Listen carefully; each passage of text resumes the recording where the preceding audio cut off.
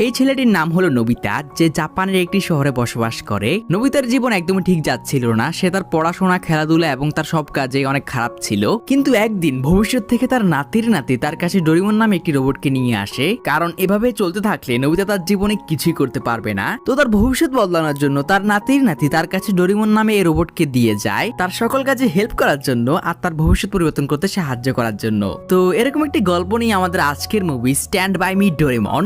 So চলো আর বেশি সময় নষ্ট না করে বরাবরের মতো আমরা সবাই হারিয়ে যাই আমাদের ছোটবেলার নোবিতা আর ডোরেমনের সে স্বপ্নের দুনিয়ায়। সিনেমার শুরুতে আমরা নোবিতাকে দেখতে পাই যে তার স্বপ্নের রাজকুমারীকে স্বপ্ন দেখছিল। তখন তার মা তার স্বপ্নে এসে তার স্বপ্ন ভেঙে দেয় এবং দেরি করে ঘুম থেকে ওঠার ফলে নোবিতা স্কুলে যেতেও দেরি হয়ে যায়। এই জন্য টিচার তাকে শাস্তি দেয় এবং সেখানে আমরা দুজন ছেলেকেও দেখি। চিকনটির নাম সুনিও আর মোটাটির নাম জিয়ান। তারা দুজন নোবিতাকে অনেক বিরক্ত করছিল। তখন নোবিতা সে স্বপ্নের মেয়ে শিজুকা সেখানে চলে আসে আর তাকে প্রোটেক্ট করে। এরপর স্কুল শেষে তারা সবাই